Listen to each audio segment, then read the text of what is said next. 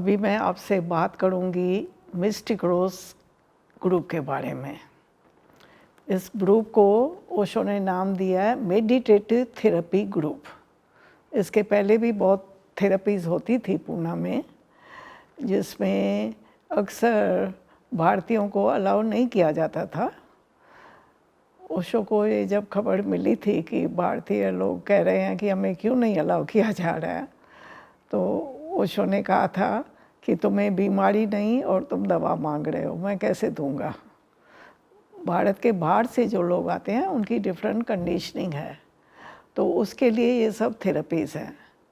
लेकिन 89 में ओशो ने ये जो 3 ग्रुप दिए हमें, मिस्टिक रोज, नो माइंड और बॉर्न अगेन ग्रुप, ये तीनों ग्रुप ओशो ने कहा कि सभी कर सकते हो और सभी को करना चाहिए। तो अभी हम बात करेंगे मिस्टिक रोज ग्रुप की। ये ग्रुप 21 दिन का ग्रुप है, 3 सप्ताह। पहले सप्ताह में 7 दिन 3 घंटा हंसना होता है। इंस्ट्रक्शंस देते हैं पार्टिसिपेंट्स को कि बिना किसी कारण के हंसो। ये 3 हफ्ता, पहला हफ्ता हंसी का होता है और दूसरा हफ्ता होता है रोने का और तीसरा हफ्ता होता है फिर साइलेंस बैठने का, जिसको ओशो ने नाम दिया है तीसरे हफ्ते को वॉचर ऑन द हिल। तो पहले हफ्ते में जो ओशो ने हंसने को कहा है, हंसते हंसते हमारी पूरी जो कंडीशनिंग है, जो हमें बचपन से सिखाया गया है, सीरियस होना और जो भी शिक्षा दी गई है, संस्कार दिए गए हैं, तो हम हंस हंस के उससे बाहर आ जाते हैं। और ग्रुप एनर्जी बहुत वर्क करती है। अकेले में शायद पॉसिबल जो बात ना होती है, जब ग्रुप में काफ़ी मित्र इकट्ठे होके करते हैं तो एक एनर्जी क्रिएट होती है जो सबको ट्रिगर करती है। फिर कुछ लोगों के लिए हंसना आसान होता है, कुछ के लिए हंसना थोड़ा डिफ़िकल्ट होता है, जो ज़्यादा सीरियस टाइप के हैं। तो शुरू के 2 दिन थोड़ा इंटरप्ले अलाउ करते हैं कि दूसरे को हंसाओ। जो नहीं हंस रहा है उसके साथ कुछ करो, उसको टिकल करो तो उसकी भी हंसी फूट पड़े। तो इस तरह 3 घंटा हंसी चलती रहती है। और कई मित्रों की 7 दिन पूरे होते होते अगर उनकी नाभि से हंसी निकल पड़ती है, गहराई से, एक तो उथला हंसना होता है, दूसरा होता है गहराई से हंसना, नाभि से हंसी आती है, एक बार वो हंसी फूट पड़े तो उस व्यक्ति का फिर पूरा जीवन बदल जाता है।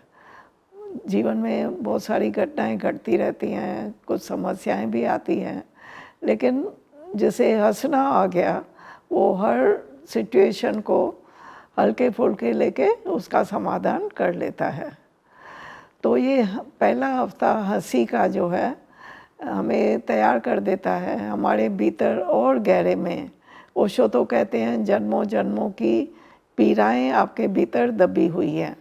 जन्मों जन्मों का तो हमें इतना ख्याल नहीं है, लेकिन इस जन्म में भी बहुत सारी बातें होती हैं, हम रोना चाहते हैं और नहीं रोते हैं। सिचुएशन ऐसी है कि आंसुओं को भी हम पी जाते हैं, तो ये आंसू भीतर दबे पड़े हैं हमारे। तो दूसरे हफ्ते में पार्टिसिपेंट्स को इनकरेज किया जाता है कि भीतर से जो भी निकले उसको आंसुओं में बह जाने दो। आंसू आते हैं जब कोई भी भाव का अतिरेक होता है, तो वो दुख का भी हो सकता है, प्रेम का भी हो सकता है, विरह के भी आंसू होते हैं। तो तरह तरह के आंसू हैं। जो भी आंसू निकले, जो भी भाव उठे, उसे आंसू में बह जाने दें। तो ये जो भीतर हमारे दबा पड़ा है उससे खाली हो जाएंगे हम। तो कई मित्रों का बहुत निकलता है आंसू। मैंने पहली बार जब ये ग्रुप किया था तो मुझे लगा हंसना तो आसान है, लेकिन रोना तो मुझे कभी आता ही नहीं है, कैसे रोऊंगी मैं। लेकिन मैं हैरान हुई, जैसे ही दूसरा हफ्ता शुरू हुआ और मैंने ग्रुप में एंट्री की तो पूरा माहौल ऐसा बनाया जाता है, थोड़ा डिम लाइट होती है, ओशो की फ़ोटो भी चेंज कर देते हैं, सीरियस फ़ोटो है ओशो की, और ऐसी म्यूज़िक चल रही है, सैड म्यूज़िक। तो ग्रुप रूम में एंटर करते ही मैंने सिर्फ ओशो की फ़ोटो देखी और मेरे आंसू बहने शुरू हो गए। कहाँ दबे पड़े थे पता ही नहीं चला। 7 दिन तक खूब आंसू बहे, खूब आंसू बहे। दिल खोल के मैं रोई 7 दिन तक। कई मित्रों के आंसू नहीं आते हैं, तो दो संभावनाएं हैं, या कि बहुत गहरे में दबे पड़े हैं। ज़्यादा तो संभावना यही होती है, कईयों को टाइम लगता है। तो वहाँ पर जो फैसिलिटेटर्स होते हैं, उनको कहा जाता है कि हमें किसी की जजमेंट नहीं करनी है। हर व्यक्ति की अपनी प्रोसेस है, तो हर एक व्यक्ति अपनी प्रोसेस से गुज़रता है और हमें सिर्फ उनको थोड़ा सपोर्ट करना है, इनकरेज करना है, जो भी प्रोसेस चल रही है। और दूसरे हफ्ते में किसी को किसके साथ इंटरफियर करना अलाउ नहीं है। सब अकेले अकेले बैठते हैं और अपनी प्रोसेस से गुज़रते हैं। ऐसे ये दूसरा हफ्ता होता है 7 दिन का। इन 2 हफ्तों में ऐसा कहें कि भीतर की बड़ी डीप क्लीनिंग हो जाती है। बहुत कुछ आंसुओं में बह जाता है, हँसते हँसते बहुत सारे हमारे जो भी पड़ते हैं हमारे ऊपर, वो सब हट जाती हैं। तो 2 हफ्ता अगर कोई टोटलिटी से पार्टिसिपेट करे, तो तीसरे हफ्ते में फिर जो ध्यान है बड़ा सहज घटता है। 3 घंटा साइलेंट सिटिंग होती है, बीच में ब्रेक करते हैं थोड़ी, और उसमें पार्टिसिपेंट को कुछ नहीं करना है, बस आंख बंद करके भीतर देखना है। इसको ओशो ने नाम दिया वॉचर ऑन द हिल।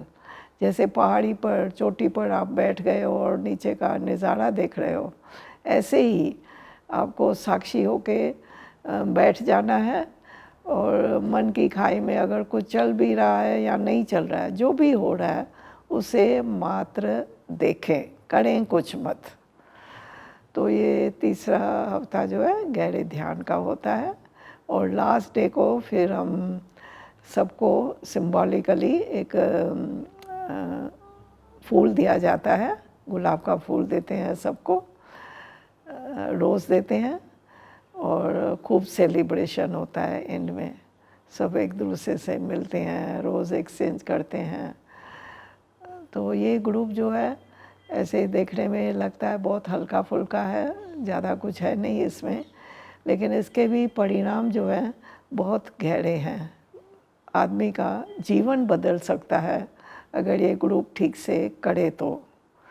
सब ग्रुप की यही शर्त होती है, भाई जो भी करो टोटलिटी से करो और इंटेंसिटी से करो।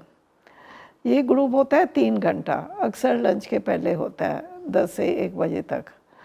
और प्रोग्राम जो है सुबह से शुरू हो जाता है, डायनामिक होती है, फिर आफ्टरनून में कुंडलिनी ध्यान होता है, वाइट रोब होता है। तो इस तरह पूरा दिन कार्यक्रम चलता रहता है। ओशो धाम में हम ये ग्रुप करते हैं।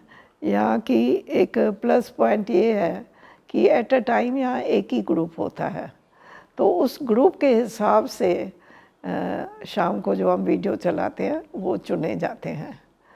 पहले हफ्ते में ऐसे वीडियो जिसमें ओशो खुद हमें हंसा रहे हैं, फिर दूसरे हफ्ते के वीडियो होते हैं जिसमें वो आंसुओं पर बोल रहे हैं, फिर लास्ट वीक में जो ओशो वाचिंग पर बोल रहे हैं वो चलाते हैं। तो और ओशो धाम में एक बात है कि यहाँ एक बार व्यक्ति अंदर आ गया तो उसको 21 दिन अंदर ही रहना है। सब कुछ यहाँ उपलब्ध है, रेजिडेंशियल ग्रुप है ये। 21 दिन छुट्टी निकाल के लोग यहाँ आके रहते हैं, और किसी को कुछ भी चाहिए तो रिसेप्शन में बात कर लेते हैं, उनको मंगा के दिया जाता है। लेकिन अक्सर किसी को ज़रूरत नहीं पड़ती है कि बाहर चला जाए। तो इस ऊर्जा क्षेत्र में 21 दिन रहना वो भी अपने आप में बहुत बड़ा सौभाग्य है। पहली बार जब मैंने ये ग्रुप किया और ट्रेनिंग ली पूना में मिस्टिक रोज़ कराने के लिए, तो मुझे याद है हमें एक फॉर्म दिया गया था कि आपका फीडबैक दो, फॉर्म भरो। तो मैंने उसमें लिखा था कि ओशो की डायनेमिक मेडिटेशन जो है वो एलोपैथी का स्ट्रांग डोज है, लेकिन मिस्टिक रोज जो है वो सर्जरी है। सच में ही सर्जरी है कि गांठ को निकाल के फेंक दो बस हमेशा के लिए, मन के पार चले जाओ, निर्विचार में चले जाओ। तो मैं तो मित्रों को आग्रह करूंगी कि अपने लिए समय निकाल लें और आके ये ग्रुप करें। ये ग्रुप और भी कई जगहों पर होता है, जहाँ भी आपको सुविधा हो जाके ये ग्रुप कर सकते हो।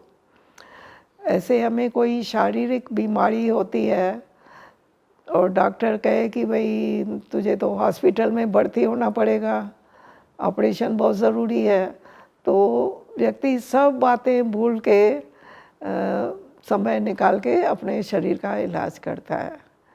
लेकिन ये जो मन की बीमारी है हमारी, जो दिखाई नहीं पड़ती है, ये मन ही है जो हमें जन्मों जन्मों तक भटकाएगा अगर इसका इलाज इस जन्म में हमने नहीं किया तो जिन्हें भी ये एहसास होता है कि भाई हम इस मन से छुटकारा पाएँ, तो समय निकाल के लोग आते हैं अपना और ग्रुप करके जाते हैं।